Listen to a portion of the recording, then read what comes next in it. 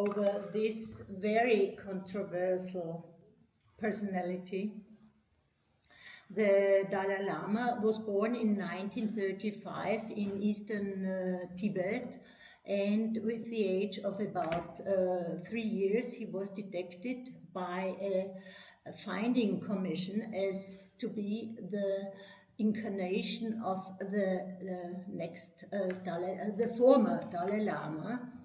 And so he was brought to Lhasa, to the capital of Tibet, brought into the big palace of Potala, a building with about 14 stories and 1,000 rooms.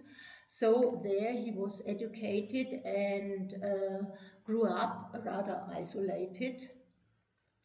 And when the People's Liberation Army took over rule of Tibet, he had a very good connection with Mao Zedong, because Mao was very sensitive about the religious feelings of the Tibetans.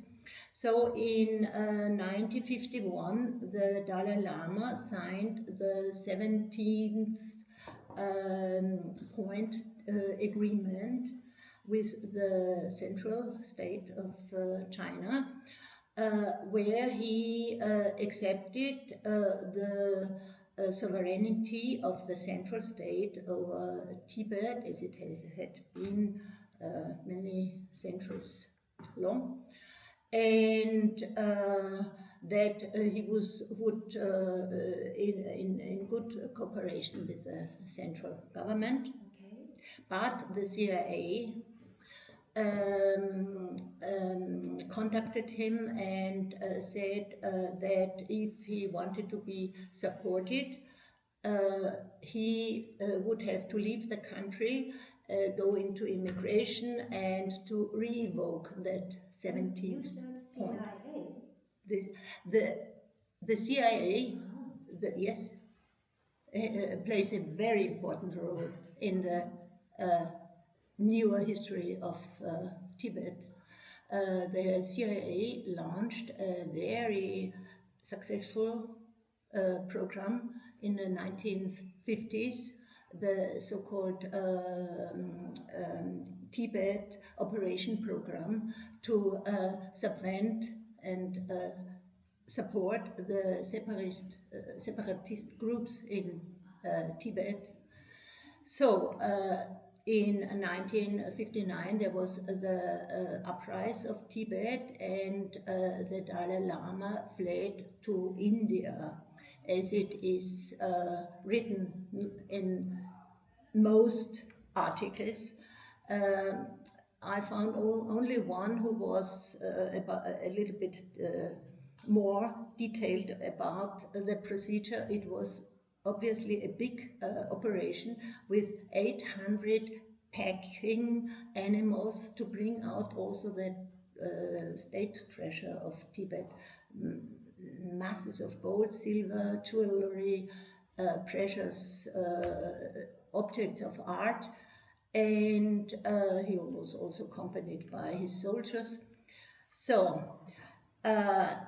in the West, after this flight, he became an icon of the peaceful Buddhist theocracy in Tibet. He was several times acknowledged as the most favorite person of the world. He got many honorary titles, and as culmination of his career, he was awarded the Nobel Prize in 1989. But what was his connection with Nazis? And his connections with the Nazis. He was so he was very, very popular and very enjoyed the estimation of all those in power in the West. But when he was asked more critical questions, for instance, about the fundamentalistic and feudal theocracy in Tibet, or about his lifelong friendship with the Nazis, with some Nazis,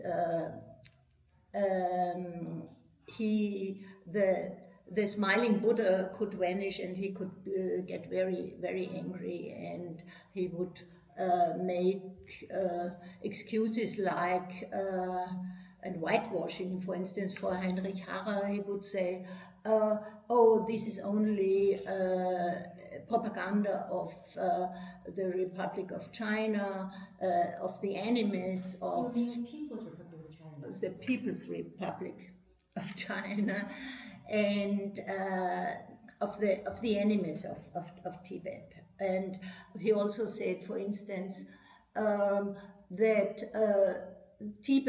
the Tibetans are always on the side of the underdogs, and the Germans were the underdogs of the world. When did that happen? I mean, the relationship between Harrer and Dalai Lama. And his relationship, Harrer was a very famous climber and got subvented expedition into the Himalayas, and then he was imprisoned by the British, and he fled from the British prison camps to Tibet, and there he met the Dalai Lama and was his teacher for some years.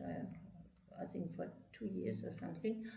And Heinrich Harrer was very famous with his books, for instance, the 7 years in Tibet. Harrer was a Nazi. And Harrer was an official SS officer. He was very honored also by Hitler, and got subventions by Himmler, who was the chief of the SS units. Harrer, yes, he was. Okay, but how was Dalai Lama affected in this sense by the Nazi ideologies? That's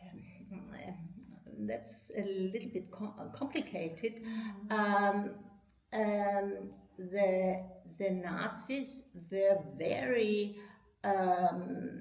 fascinated by the Tibetans, because there was the belief that the Tibetans were early relatives of the Germans. So it was a very racist and elitary supremacy model of the different nations and ethnics. So the Germans, the Nazis, organized some big expeditions to Tibet to look for the roots of the German race. It was a very racist concept.